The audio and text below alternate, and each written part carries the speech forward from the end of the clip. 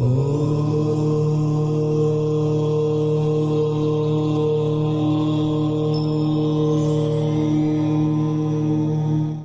ग्रह हैं 9, उनकी दशा ओवरऑल क्या दे सकती है। ठीक है, अब सूर्य अगर दशमेश है, पहले ध्यान से समझ लो, सूर्य अगर दशमेश है और अच्छी जगह प्लेस्ड है तो वो 10वें घर के तो पूरे फल देगा ही देगा, due to lordship it will give. But सूर्य वैसे केवल अगर हम एक इंडिविजुअल सेंस में देखें कि what sun can give in its दशा और अंतरदशा, पहला रिजल्ट वो अपने लॉर्डशिप के हिसाब से देगा जहां का भी मालिक है।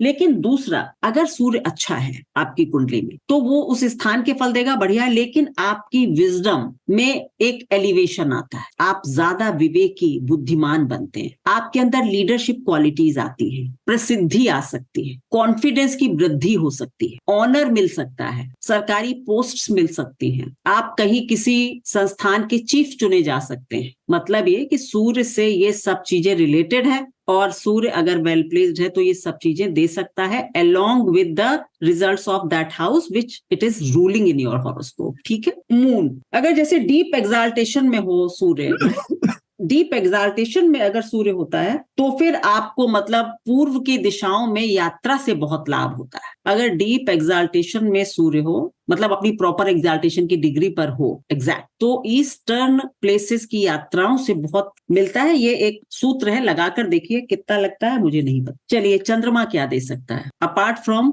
अपने हाउस के रिजल्ट्स देने के अलावा? क्या देगा? एसेट्स में वृद्धि करा सकता चंद्रमा। It gives riches and comforts, सुख सुविधा में बहुत बढ़ोतरी कर सकता है चंद्रमा if it is well placed. अगर ये अपने शत्रु की राशि में हो, इल प्लेस्ड हो, क्रूर ग्रहों से देखा जा रहा हो, तो इन्हीं चीजों का लॉस भी करा सकता है अपनी दशा में। जो दे रहा है वही ले भी सकता, अच्छा दे रहा है, खराब होगा तो ले लेगा। इंक्रीज इन द फैमिली, मतलब कोई शादी होकर नया मेंबर आ जाए, घर की सुख सुविधा बढ़ जाए तो इंक्रीज भी कराता है, फैमिली वेल्थ भी बढ़ती है, सुख संपत्ति बढ़ती है, मेंबर्स बढ़ते हैं। तो चंद्रमा ये सब दे सकता है अपनी दशा में। मंगल क्या दे सकता है? अगर वो अच्छा प्लेस्ड नहीं है मंगल, खास करके शत्रु राशियों में अगर मंगल होता है तो फिर वो आपको डिस्प्यूट्स, अपने सुपीरियर्स की तरफ से हेरेसमेंट, बॉडीली मतलब जो शारीरिक कष्ट भी देता है मंगल। अगर मित्र की राशि में होगा तो एक्विजिशन ऑफ लैंडेड प्रॉपर्टीज, अपनी राशि में होगा तो फाइटिंग स्पिरिट देता है, सब कुछ अच्छा देगा, लीडरशिप देगा, ये सब देगा, फाइटिंग स्पिरिट देगा। सो इस तरह से मंगल अपनी महादशा में अगर खराब है, 8th हाउस में बैठा है, 6th हाउस में बैठा है, ब्लड से रिलेटेड रोग दे सकता है। ब्लड से नहीं, यूरिनरी ट्रैक और ब्लैडर से रिलेटेड तकलीफें दे सकता है, बॉइल्स दे सकता है आपको, रोग भी काफी मंगल दे सकता है। अगर 12वें घर में मंगल है, शुभ प्रभाव में नहीं है, दुष्ट स्थान में बैठा है, दुष्ट ग्रहों से देखा जा रहा है, तो loss of reputation and children कहा जाता है। एग्जैक्टली मत लगाने लगना भाई कोई भी अपने हॉरोस्कोप में कि किसी ने 12वें में मंगल देखा और अपने बच्चों के लिए चिंता पे चिंता शुरू कर दी, है ना, ये नहीं है। सारे फैक्टर्स लगाइए, उसका भी करिए, मतलब टोटलिटी की बात है, बट ये कहा गया तो मैंने बता दिया। राहु के लिए देखिए, जनरली जो हमारे टीचर्स ने हमें बताया, उन्होंने मोटा मोटा कहा 3, 6, 11 का राहु अच्छे फल देगा। ये आप स्थानों से समझ लो मोटा मोटा, केवल इसके हम जनरल नहीं कह सकते, राहु जनरल कुछ भी नहीं है, इट्स हाईली अनप्रिडिक्टेबल प्लैनेट। 3, 6, 11 में अच्छा है। फर्स्ट हाउस में इलनेस दे सकता है, सफरिंग्स थ्रू रिलेटिव्स। दूसरे घर में भी आपके फंड्स को, वेल्थ को काफी वोलेटाइल बना सकता है, ऊपर नीचे ड्रेन हो जाए, खत्म हो जाए, बहुत सारी चीजें कर सकता है। अब उच्च का होगा तो विंडफॉल करा देगा, है ना, अगर खराब होगा तो धन खाली करा देगा, वोलेटाइल ट्रेंड ऑफ वेल्थ कर देता है। तीसरे घर में है, जनरली अच्छा, मैंने कहा रेस्पेक्टेड, हैप्पी, सब कुछ अच्छा कर देता है। चौथे घर में मदर की सिकनेस, मदर की हेल्थ को प्रॉब्लम्स, ये सब करता है। 5वें घर में मेंटल वरीज बहुत देता है राहु अपनी महादशा में, चाहे अच्छा ही क्यों ना बैठा हो, और कुछ अच्छा भी कर दे लेकिन मेंटल वरीज बहुत देता है। छठे घर का राहु आपको सफर करवा सकता है, मतलब आपकी ननिहाल वगैरह की जो परिवार है उसमें चोरी हो जाए, नुकसान हो जाए, इस तरह की चीजें करवा सकता है।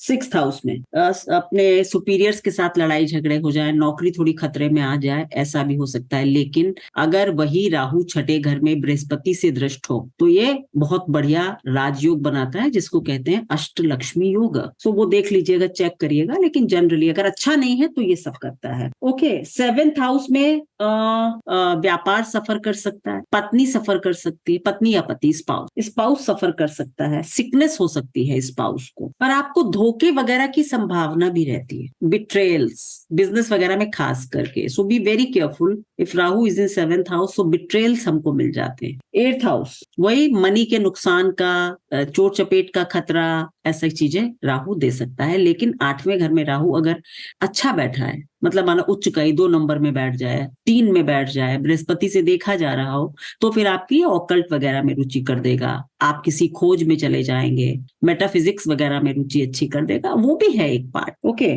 सो 9th हाउस में भी बहुत अच्छा, क्लासिक्स नहीं मानते हैं राहु, वो इसको कहीं ना कहीं मिस फॉर्च्यून से रिलेट करते हैं क्लासिक्स। लेकिन मैंने अपने अनुभव में देखा है कि अगर आप राहु की महादशा हो, 9th हाउस में हो, और आप थोड़ा ट्रेवल करने लगे, स्पिरिचुअलिटी की तरफ थोड़ा मुड़ जाएं, गुरु जैसे लोगों की ऑटोबायोग्राफीज वगैरह पढ़ने लगे, तो आप इस दशा को काफी बैलेंस कर सकते हैं राहु को, क्योंकि राहु इंक्लिनेशन है। अगर आपने उसको इधर की तरफ कर दिया तो it can give quite good results also. ये मैंने अपने एक्सपीरियंस में देखा, क्लासिक्स इसको अच्छा नहीं कहते। 10वें घर का राहु, इंटरेस्ट इन ऑकल्ट। चलिए एक और सूत्र लिख लीजिए, राहु 10वें घर में ज्योतिष में इंटरेस्ट देता है, और राहु की महादशा हो, 10वें घर में राहु हो, तो भी आप ज्योतिष में इंटरेस्ट लेना शुरू करेंगे और इंटरेस्ट से सीख भी जाएंगे। थोड़ा रिलीजियस रिजल्ट इंटरेस्ट भी बढ़ा देता है।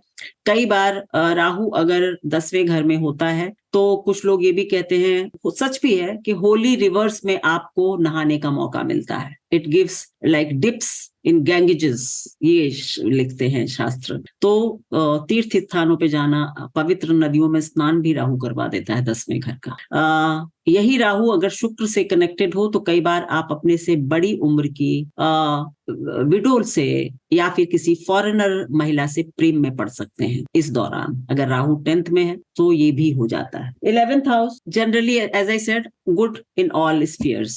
11th house is very good placement for Rahu. And 12th house में अनएक्सपेक्टेड लॉसेज, ये सारी बातें हैं। यहाँ पर ध्यान कर लीजिए कि भाई अगर राहु 6, 8, 12 में है, आप अपने फोकस को थोड़ा सा शिफ्ट कर दीजिए। छठे घर में है, सर्विस करने लगे, समाज के लिए कुछ अच्छे काम करने लगे।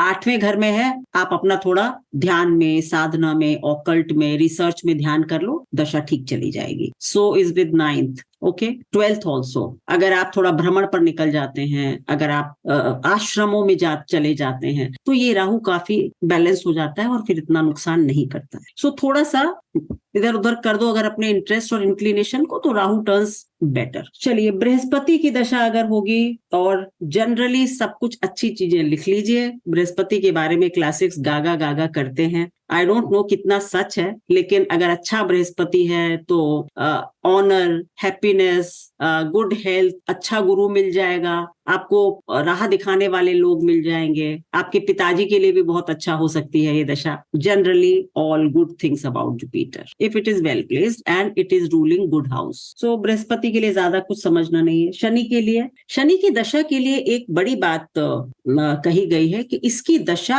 आपके थॉट प्रोसेस को हैम्पर करती है। अच्छा भी प्लेस्ड हो तो भी ये कहा गया है कि थोड़ा सा डेफिशिएंसी इन थॉट्स या थॉट प्रोसेस में करता है, स्लो करता है थोड़ा। अब कह देते हैं कि आपका लॉस करता है, डिसऑनर कर सकता है आपको, क्योंकि माना गया है ना कि शनि खराब ग्रह है, और इस तरह से इसलिए क्लासिक्स बहुत ब्लंटली ये चीजें लिख रहे हैं। लेकिन अगर वो 11वें घर का मालिक है, 11वें घर में बैठा है, बहुत अच्छे रिजल्ट दे सकता है। 10वें घर में बैठा है, बहुत अच्छे रिजल्ट दे सकता है। सो किसी भी चीज को एज इट इज नहीं लगा देंगे, लेकिन हाँ, ये डेफिशिएंसी इन थॉट प्रोसेस जरूर देता है। थोड़ा सा हमारे जो सुपीरियर लोग होते हैं, हमारे बॉसेस होते हैं, उनसे हमारी थोड़ी खटकती है। और बाकी यह है कि अच्छे साइन में होगा तो अच्छे रिजल्ट, बुरे साइन में होगा तो बुरे result. As per your placement लगा दीजिएगा। मरकरी जनरली कहते हैं कि good earnings, interest in languages, new learnings, travel, hobbies, generally in चीजों में मरकरी की दशा आपको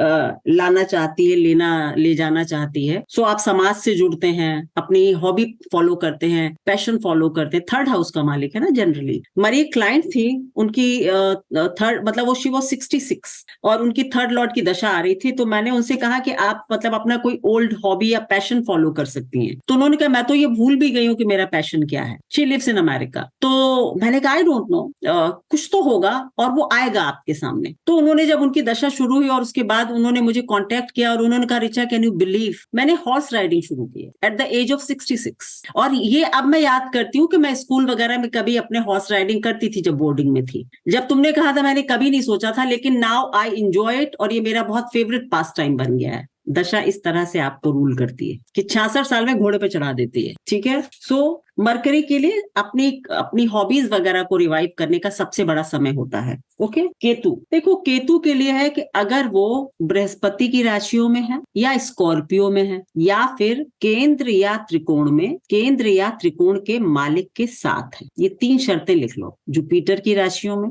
स्कॉर्पियो में, केंद्र या त्रिकोण में, केंद्र या त्रिकोण के ही स्वामी के साथ जनरली काफी अच्छी दशा चली जाएगी। और अगर इसके विपरीत होगा तो बहुत कुछ राहु से मिलते जुलते रिजल्ट आप फर्स्ट हाउस सेकंड हाउस के देख सकते। Okay, just like Rahu. भाई बहनों में झगड़ा हो जाए, घर में मनमुटाव हो जाए, कुछ भी करा सकते है ना। सो वो सब पर अगर ये 2-3 शर्तें पूरी हो रही तो जनरली केतु की दशा अच्छी चली जाएगी। वीनस ऑकल्ट में इंटरेस्ट दे सकता है। केतु की दशा कभी भी आ जाए, आपको ऑकल्ट में, रिसर्च में, डिटेक्टिव वगैरह बनने में बड़ा इंटरेस्ट आ जाएगा। केतु की दशा हो और सारे ग्रह खराब हो तो कुछ ना हो तो आदमी यही पता करने लगेगा पास पड़ोस में चल क्या रहा है, किसकी लड़की का किससे चक्कर चल रहा है। कुछ तो करेगा ना बेचारा। और अगर अच्छा है तो वो ज्योतिष सीखने लगेगा, बट उसको कुछ दिमाग घूमने लगता है, क्या करें, कुछ ढूंढ कर लाएं, कुछ ढूंढ कर निकालें। So this is what is like how you can align planets कि अगर केतु की दशा है तो अच्छा है ज्योतिष सीखने लगो। किसी की बिटिया का किससे अफेयर चल रहा है ये पता करना नहीं पड़ेगा, ज्योतिष सीख लो, अपना भी भला करो, कुछ अच्छा करो। So it's like that. Venus जो है generally it is suppose to give good result. Soft planet है, अच्छे ग्रह का मतलब अच्छा ग्रह माना जाता है। जैसे बृहस्पति किसी भी और ग्रह के लिए, मैंने सेकंड लॉर्ड की दशा के बारे में कहा आपसे कि जनरली अच्छी जाती है मारक होने के बाद भी, लेकिन ये वाला रूल शुक्र के लिए नहीं लगता। शुक्र अगर सेकंड लॉर्ड है या 7th लॉर्ड है तो अपनी दशा में शारीरिक कष्ट देगा। कोई भी उम्र, मृत्यु नहीं देगा पर कुछ ना कुछ शारीरिक कष्ट जरूर देगा, ये निश्चित है। बाकी और कुछ भी दे, वेल्थ दे देगा, लेकिन शारीरिक का शुक्र जरूर देता है इफ शुक्र इज मारक। अदरवाइज और मारक ग्रह जनरली सेकंड लॉर्ड खराब रिजल्ट नहीं देता पर शुक्र दे सकता है। सो दिस इज हाउ दशा का ओवरऑल एक एनालिसिस आप करते हैं।